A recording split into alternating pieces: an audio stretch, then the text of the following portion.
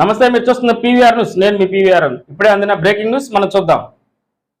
BC declaration ప్రకటించడం, ఆ కార్యక్రమానికి మన ప్రీతమ నాయకుడు నారా చంద్రబాబు గారు, అదేవిధంగా ఉమ్మడి మేనిఫెస్టోలో భాగమైనటువంటి పవన్ కళ్యాణ్ గారు ఇద్దరికి పాలాభిషేకం చేసిన మన బీసీ సోదరులందరికీ పేరు పేరున ధన్యవాదాలు.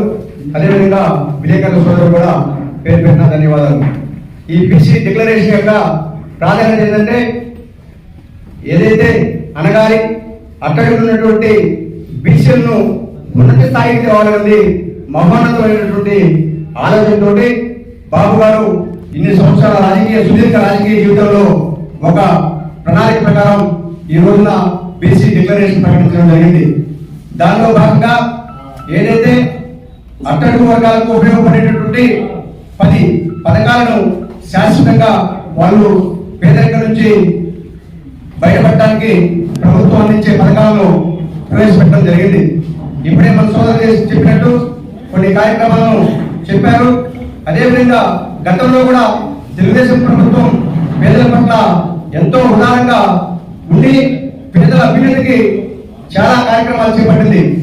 అదేవిధంగా వృత్తుల పట్ల అవగాహన కలిగినటువంటి మన అధినాయకుడు ప్రతి వృత్తిలో ఉన్నటువంటి కష్ట నష్టాలను గమనించి ఏ వృత్తిలో ఉన్న వాళ్ళకు ఆ వృత్తిపరంగా పనిముట్లు అందించడం గత ప్రభుత్వంలో కూడా జరిగింది. అయితే ఈ దుర్మార్గపు ప్రభుత్వం, ప్రభుత్వం బీసీలనే కాకుండా ఎస్సీ ఎస్టీలతో పాటు బీసీలు కూడా పూర్తిగా మోసం చేసింది.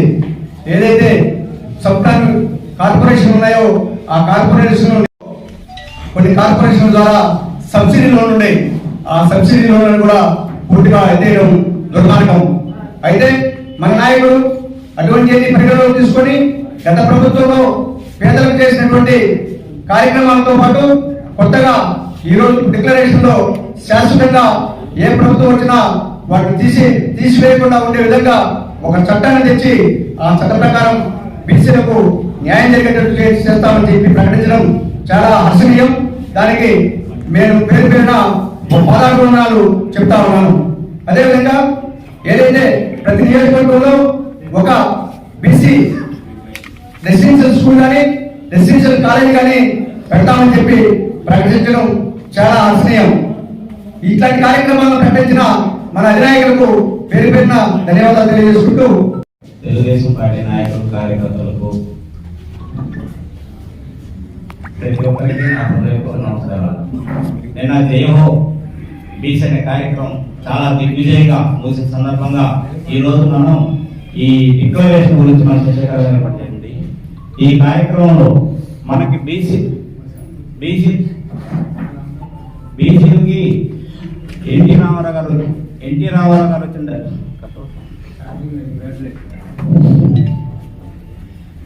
ఎన్టీ రామారావు గారు వచ్చిన గురించి బీసీలకి ఎన్నో ప్రోత్సాహమైన ఎన్ని కల్పించారు.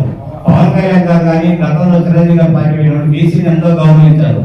కానీ మన బీసీలు అనేది ఆశించే శాసించే స్థాయికి రావాలని కోరుకుంటూ మన బీసీ సోదరులకు నా శుభాకాంక్షలు తెలుస్తూ నిన్న కార్యక్రమం జయప్రదం చేసిన ప్రతి ఒక్క సోదరుడికి జనసేన పార్టీ తరఫున శుభాకాంక్షలు తెలుసుకుంటూ ఉమ్మడి ప్రభుత్వంలో రాబోయే కార్యక్రమం ఎన్నో కార్యక్రమం చేపట్టాలని కొంచెం వచ్చిందాకా ఈ అందరూ జాగ్రత్తగా ఉండాలని, కోవిడ్ వచ్చేందుకు అందరూ జాగ్రత్తగా ఉండాలని, అనవసరమైన కేసులు పెట్టి మనం చాలా ఇబ్బందులు గురి చేస్తున్నారు. కాబట్టి కోవిడ్ వచ్చేందుకు ప్రతి ఒక్క మన సోదరులు, మన ఉమ్మడి నాయకులందరూ కూడా కొంచెం జాగ్రత్తగా కోరుకుంటూ ఈ అవకాశం ఇచ్చిన మన సోదరులందరికీ నా శుభాకాంక్షలు తెలియజేస్తున్నాను. మన చంద్రబాబు నాయుడిని, లోకేష్ బాబు గారిని, పవన్ కళ్యాణ్ గారిని ఈ ఇచ్చిన మేనిఫెస్టో తీర్మానంలో బీసీలకి మంచివారం ఎవరో బీసీలందరికీ 5 సంవత్సరాలలో మీరు ఎంత ఉన్న సీఎం కానీ ఎంత ఇబ్బంది పెట్టారో మీకు తెలుసు. అదున్న ఓసీపీ నాయకులు కూడా చెబుతున్నాను బీసీ సోదరులందరికీ, వాళ్ళు కూడా తెలుసుకోవాలి 5 సంవత్సరాలలో మనం ఏం చేశామో. అది చంద్రబాబు నాయుడు ఎన్టీఆర్ ఉన్నప్పుడు కూడా బీసీలకి న్యాయం జరిగింది, చంద్రబాబు నాయుడు ఉన్నప్పుడు బీసీలకు న్యాయం జరిగింది. ఇప్పుడు రాజశేఖర రెడ్డి గారు కానీ మా జగన్ గారు కానీ పాలన చేసినప్పుడు బీసీలు ఏ విధంగా అది మీరు తెలుసుకోవాలి. ఏ సందర్భంలో బీసీలు ఎంత ఇబ్బందులు మీ అందరికీ తెలుసు, మీ మనసానికి తెలుసు. రేపు రాబోయేది ఈ రాష్ట్రంలో ఉన్న బీసీలందరికీ ఒక పండగ రోజు. ఎందుకంటే నిన్న జయహో బీసీ అనే కార్యక్రమాన్ని మంగళగిరిలో నిర్వహించి మా నాయకుడు, మా ప్రీతమ నేత నారా చంద్రబాబు నాయుడు గారు ఇవాళ మాకు ఎంతో అన్నదండగా తెలుగుదేశానికి ఒక ఉత్తేజాన్ని తీసుకొచ్చినటువంటి నాయకుడు పవన్ కళ్యాణ్ గారికి బీసీ తరఫున హృదయపూర్వకమైన ధన్యవాదాలు తెలుపుతున్నాను. ఇప్పుడు నేను ముఖ్యంగా చెప్పదలుచుకుంది ఏంటంటే మా బిడ్డల సామాజిక వర్గం తరఫున సుమారు 60 సంవత్సరాల నుంచి ఒక పోరాటం చేస్తాను. ఏంటంటే మా బిడ్డల్ని ఎస్టీలో చేర్చాలనేది నా చిన్నతనం నుంచి నేను వింటున్నా. మా పెద్దలు ఎంతమందో ఎస్టీలో చేర్చండి మమ్మల్ని అలుపులకి పోరాటం చేస్తున్నారు. మరి దానికి సహకరించిన అఖిల భారత వడ్డీ సంఘం ప్రెసిడెంట్ జీవై కృష్ణ గారు ఎంతమందో ఇవాళ పోరాటం చేస్తున్నా, ఇంతవరకు రాలేదు. మా వడ్డీ సామాజిక వర్గం కర్ణాటక వచ్చేసరికి ఎస్సీ క్యాడర్లో ఉంది, తమిళనాడుకు వచ్చేసరికి ఎస్టీ క్యాడర్లో ఉంది. ఇక్కడ మేము బీసీఏలో ఉన్నాం, దాన్ని మార్చిలో ఇవ్వమని ఎంతో పోరాటం చేస్తుంటే నిన్న మా నాయకుడు పవన్ కళ్యాణ్ గారు మమ్మల్ని ఎస్టీలో చేర్చడానికి ఆలోచిస్తామనే మాటకి ఆయనకి హృదయపూర్వకమైన ధన్యవాదాలు తెలుపుకుంటున్నాం.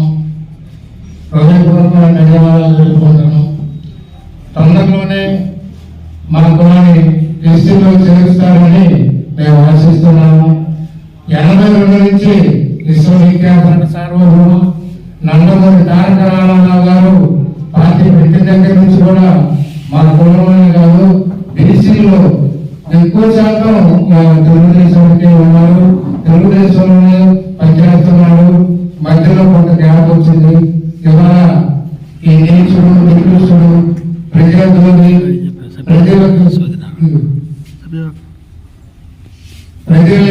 ఇనిషియేటివ్తో పరిపాలిస్తున్న జగన్మోహన్ రెడ్డి వచ్చిన తర్వాత ఎంతో మందికి బీసీలకు అన్యాయం చేశాడు. ఇవాళ బీసీలు తెలుసుకున్నారు. ఇవాళ ఎక్కువ శాతం కూడా 180-90% కూడా బీసీలందరూ తెలుగుదేశానికి అనుకూలంగా ఉన్నారని నేను అనుకుంటున్నాను. నాకు ఈ అవకాశం ఇచ్చిన ప్రజలకు మరి ఒకసారి ధన్యవాదాలు తెలుపుకుంటూ సెలవు. జయ హో బీసీ, జయ హో బీసీ, జయ హో బీసీ, జై హింద్. కార్యకర్తలందరికీ మా ధన్యవాదాలు, నమస్కారాలు తెలియజేసుకుంటున్నా. నిన్న చంద్రబాబు నాయుడు గారు, పవన్ కళ్యాణ్ గారు కలిసి ఉమ్మడి బీసీ డిక్లరేషన్ని ప్రకటించడం జరిగింది. అందులో ప్రధానంగా బీసీలకి 50 సంవత్సరాలు ఉన్న మహిళలకు కానీ పురుషులకు కానీ 50 సంవత్సరాలకి 4,000 రూపాయల పెన్షన్ ప్రకటిస్తామన్నది మంచి శుభసూచకం. అలాగే వివిధ కమ్యూనిటీల్లో ఉన్న బీసీలందరికీ ఏదైతే ఒడ్డర్లు ఎస్టీల్లో జాబితాలు చేర్చమంటుందని కూడా నిన్న చంద్రబాబు నాయుడు గారు దాన్ని అధికారంలోకి వచ్చాక పరిశీలిస్తామని చెప్పారు. అలాగే మా విశ్వబ్రాహ్మణులకు ముఖ్యంగా స్వర్ణకారులకి దానికి ప్రత్యేకమైన కార్పొరేషన్ కేటాయించమని లోకేష్ గారు అడిగిన సందర్భంగా దాన్ని ప్రకటిస్తామని చెప్పారు. కాబట్టి మేము మా విశ్వబ్రాహ్మణుల తరఫున ధన్యవాదాలు తెలియజేసుకుంటున్నాము. అలాగే వారందరూ రేపు రాబోయే ఎన్నికల్లో ఆ యొక్క సామాజిక వర్గాల్లో మంచిగా తెలుగుదేశం పార్టీ ప్రకటించిన ఈ యొక్క 50 సంవత్సరాలకి 4,000 రూపాయల పెన్షన్ అయితేనేమి, మన ఈ కళ్యాణ లక్ష్మి అంతకుముందు చంద్రబాబు గారు ఉన్నప్పుడు అది 50,000 ఉండేది. నిన్న దాన్ని 1,00,000 రూపాయలు ప్రకటించారు. ఏది కళ్యాణ కొత్తగా ఈ కళ్యాణ లక్ష్మి కింద అంతకుముందు ఉన్న పథకం కింద దాన్ని 1,00,000 రూపాయలు ప్రకటించారు. ఇవన్నీ ప్రజల్లో తీసుకుపోయి ఈ సామాజిక సాధికార కమిటీల ద్వారా మనం చంద్రబాబు నాయుడు గారిని అత్యధిక మెజార్టీతో తెలుగుదేశం పార్టీని గెలిపించి చంద్రబాబు నాయుడు గారిని ముఖ్యమంత్రిని చేయాలని, అలానే మాచర్ల నియోజకవర్గంలో బ్రహ్మారెడ్డి గారిని అత్యధిక మెజార్టీతో గెలిపించాలని కోరుకుంటూ సెలవు తీసుకుంటున్నాను. అలాగే మన చంద్రబాబు గారు కావచ్చు, పవన్ కళ్యాణ్ గారు కావచ్చు, అందరూ విశ్లేషించి మన బీసీలకి రక్షణ చట్టం కావాలని చెప్పి రేపు ప్రభుత్వంలోనే రక్షణ చట్టం ఉంది. అలాగే సంపాదన ద్వారా ఇంతకుముందు జగన్మోహన్ గారు 75,000 కోట్లు ప్రారంభించడం జరిగింది. ఈరోజు 1,00,000 కోట్లు రేపు ప్రభుత్వంలోనే మన చంద్రబాబు నాయుడు గారు కావచ్చు, పవన్ కళ్యాణ్ గారు కావచ్చు 1,00,000 కోట్లు బీసీలకి నిధులు ఇవ్వడం జరుగుతుందని చెప్పి హామీ ఇవ్వడం జరిగింది. అలాగే స్థానిక సంస్థల్లో మనకి చంద్రబాబు నాయుడు గారు 34% రిజర్వేషన్ ఉంది. దాన్ని 24% ఈ జగన్మోహన్ రెడ్డి వచ్చిన తర్వాత తగ్గించడం జరిగింది.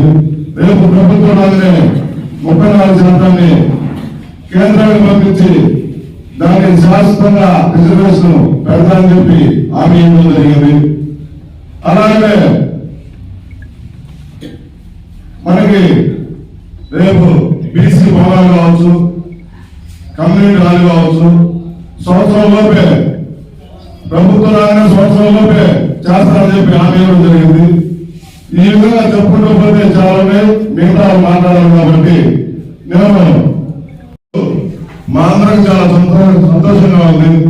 మేము తెలుగుదేశం పార్టీ కావచ్చు, అలాగే జనసేన పార్టీ కావచ్చు, బీసీలు చాలా రుణపడుతున్నారని ఈ సభాముఖంగా కోరుకుంటూ బీసీలందరూ ఇవన్నీ గుర్తుపెట్టుకొని రేపు రాబోయే ఎలక్షన్లో ప్రతి ఒక్క బీసీ సోదరు కానీ సోదరులు కానీ అత్యంత మెజారిటీతో గెలిపించి తెలుగుదేశం పార్టీని జయప్రదంలో నడిపించవలసిందిగా కోరుతున్నాం.